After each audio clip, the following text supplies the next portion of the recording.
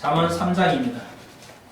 그래서 1절 내 아들아 나의 법을 잊어버리지 말고 내 마음으로 나의 명령을 지키라. 네, 오전에도 잠깐 우리가 살펴보았습니다만은 우리가 이 땅에 사는 날까지 지혜가 필요합니다.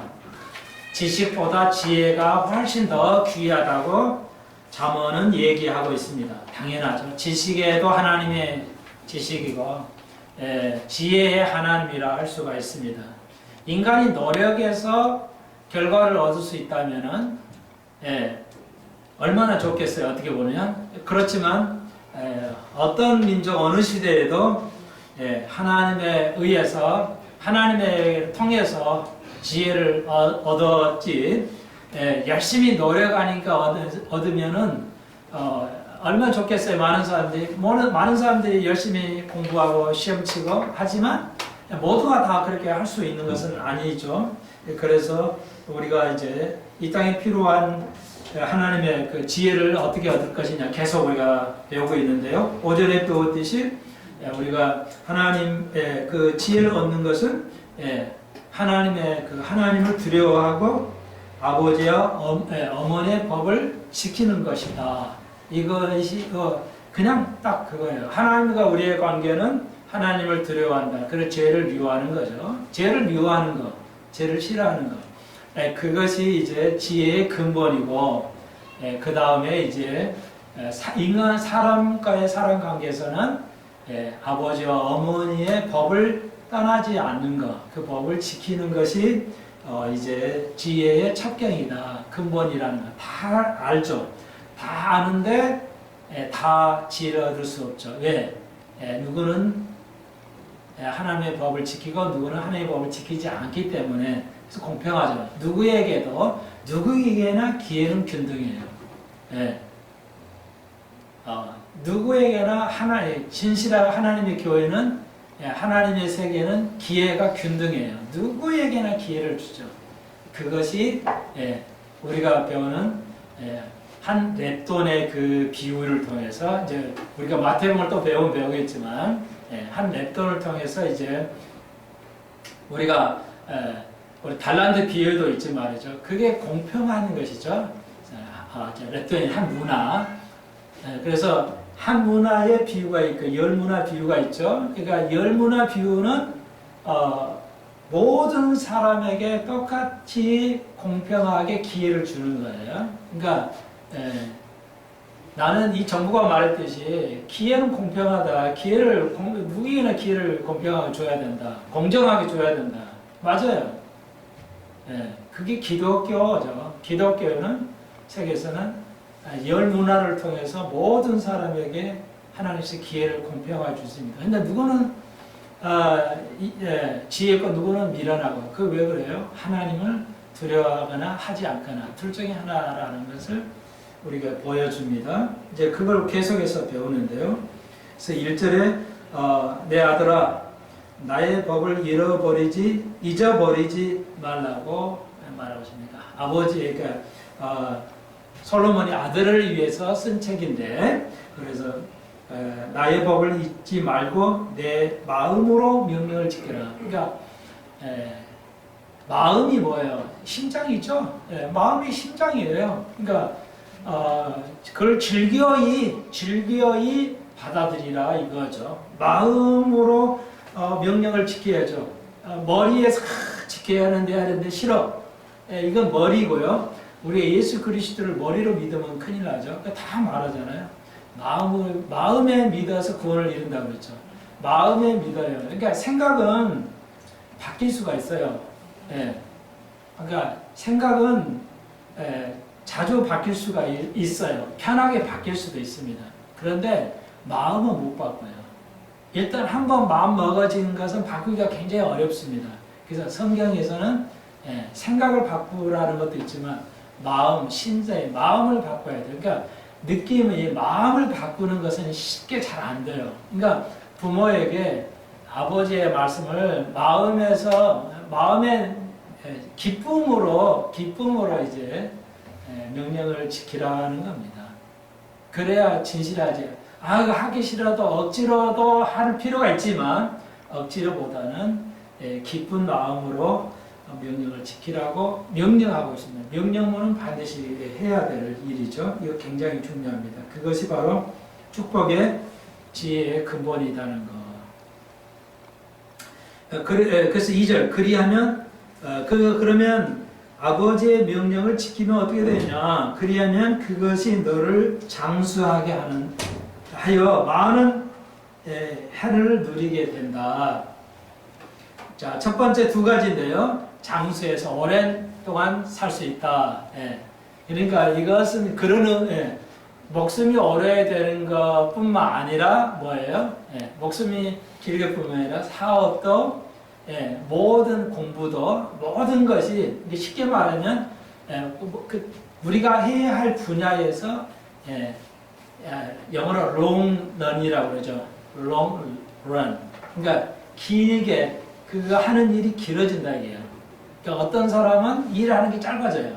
일도 짧아지고 그냥 하고 인생을 마칠 수도 있고 그렇지만 하나님을 부모의 말에 순종하는 사람들은 생명도 길고 혹은 사업이라든지 하는 것이 길어진다. 이거 굉장히 축복입니다. 여러분 40세까지는 괜찮아요. 50세부터는 남성도 힘이 약해집니다.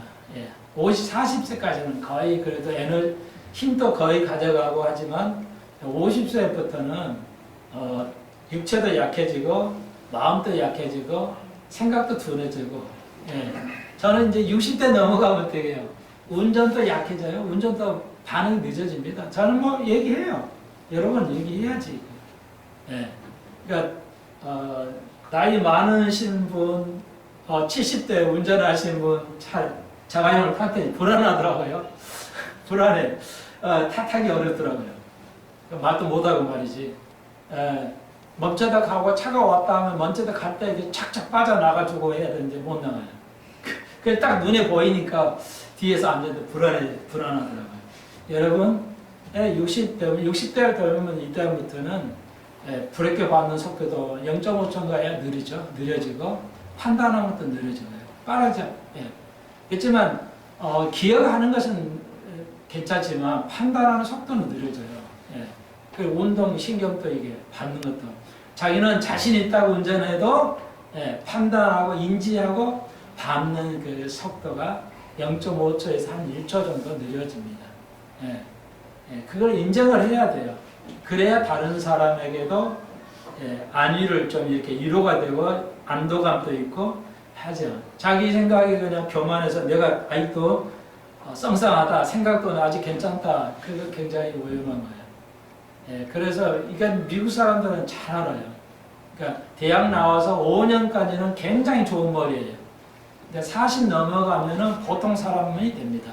지식이 아무리 좋았던 사람, 공부 잘했던 사람도 40대까지 공부를 안 하면은 그러니까 20대 공부하죠. 그러니까 30대에서 40대까지 10여 년간 공부를 안 해버리면 목회자가 오래 목회를 못하게 됩니다. 지식이 떨어져가지고 상상력, 또 영적 판단력, 영적 그 모든 여러분 오늘 오전에 배웠지만 모든 목사나 제가 설교하는 모든 내용은 영적인 겁니다.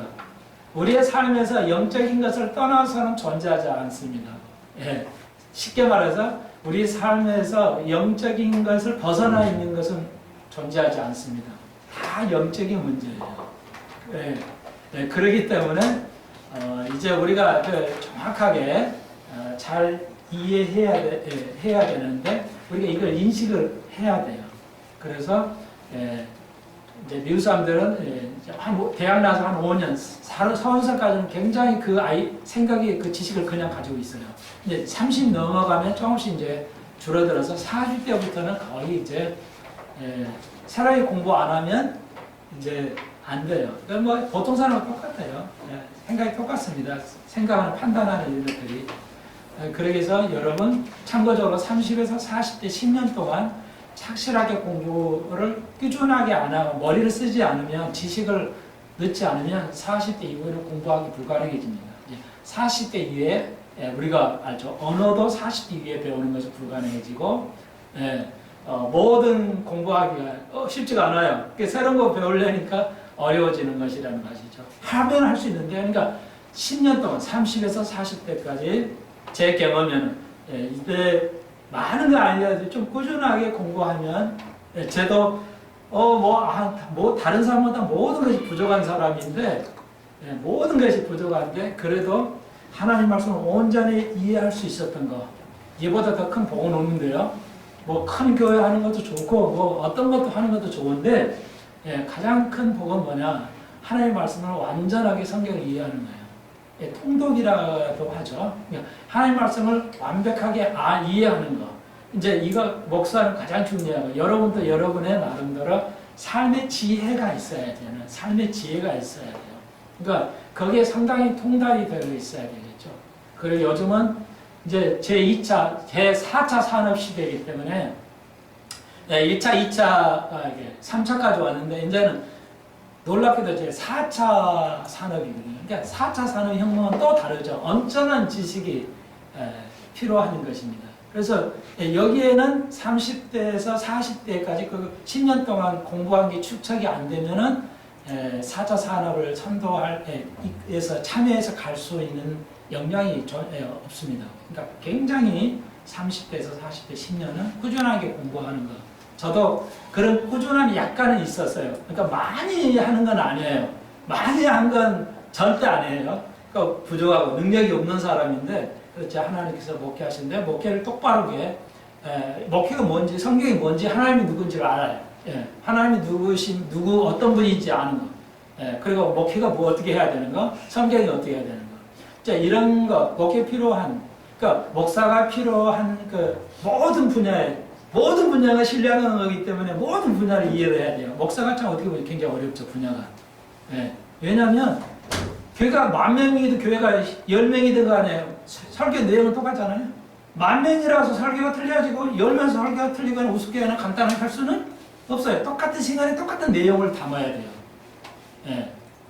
그러니까 10,000명은 아주 영적인 거 설교를 하고 교회가 10명이면 뭐 영적인 영적인 힘이 없는 걸 해도 되는 거 아니란 말이죠. 그러니까 똑같은 거예요. 그러니까 그걸 정확하게 양떼를 정확하게 먹이려면 정치, 경제, 문화, 경제도 쉽게 그냥 성경만 아니라 경제도 정치도 저도 문외한이었는데 좀 많이 그래서 4차 요즘은 4차 산업이니까 4차 산업 시대에 살아가면서 젊은이들을 어떻게 하나님의 말씀으로 적용하고 있느냐 이제 이런 것도 틈이 나는 대로 조금씩 공부를 하고 있습니다. 근데 공부가 재밌고 어렵지는 않아요. 좀 공부를 해왔기 때문에 그래서 여러분 도움이 되시고 그렇게 미리 준비하시고 하나를 내가 좀 못한 게 있어. 같이 집사람과 밥 먹으면서 인생이 이렇게 빨라질줄 몰랐다 이거지.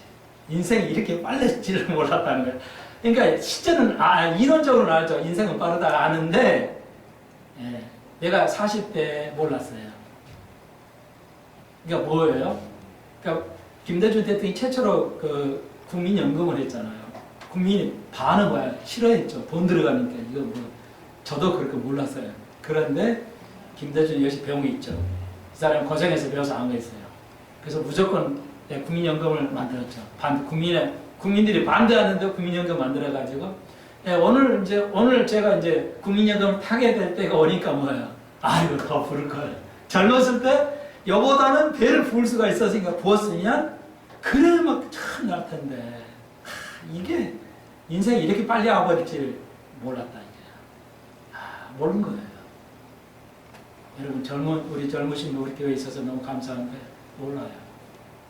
내가 국민연금을 타야 할 때가 가까이 왔다는 것이 이렇게 빨리 올 줄이야. 그리고 국민연금이 지금 평균 뭐야? 한 60만 원에 50만 원 더 안 되잖아요. 국민연금이. 국민연금 50만 원 가지고 어떻게 살아라는 거야. 미국은요, 연금제도 있어요. 그건 오랫동안. 그리고 느는 만큼 많이 나오죠. 우리나라도 그렇지만요. 근데 이제 우리나라는 이게 안 되죠. 살 수가 없어요. 그냥. 입에 풀칠만 할 정도가. 그러니까 이제 이게 더 위험하죠. 연금이 바닥난다는 얘기도 있고 말이죠. 근데 제 개인적으로는, 그래. 더 넣었으면 좀 충분히 그래도 훨씬 나을 건데 이게 몰랐다 이게 지혜가 없는 거죠. 지혜가 없는 거예요. 그래서 여러분 그래서 이제 한국 우리나라는 뭐예요? 요 80이 평균 남자는 여자는 거의 평균 84세 정도 되잖아요. 평균치가. 그러면 뭐하냐 이게. 은퇴를 50대 후반에 하는데 20년 이상을 뭐하냐 이게.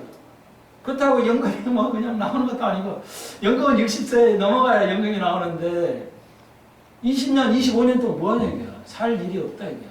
그리고 4차 산업은 정과 같은 지식의 시대이기 때문에 50대는 못해요. 이 기술을 익힐 수 있고 이론을 익힐 수가 없단 말이에요. 그래서 여러분 지혜로워야 돼요. 하나님 지혜로운데 그걸 여러분 참고적으로 저도 내 경우에는 하나님 놀라운 그런 은혜를 받았어요. 아무 노력이 없는데 그래도 조금 공부를 한 덕에 이런저런 공부를 배우게 되어서 참 감사하다 할 수 있습니다.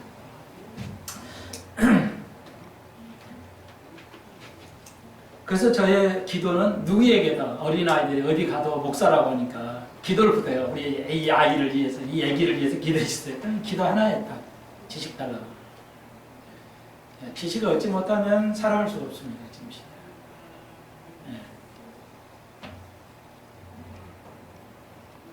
그러니까 미국이나 일본은 100년 전부터 이걸 했죠. 50년 전부터 일본은 2차 전지의 그 기술을 계속 축적해 왔어요. 그래서 미국보다 일본이 최고죠. 2차 전지 기술이 음극재 만드는 그 기술이 도요타가 세계 최고입니다. 그러니까 갑자기 전기차 우리는 갑자기 전기차였지만 이제 휘발유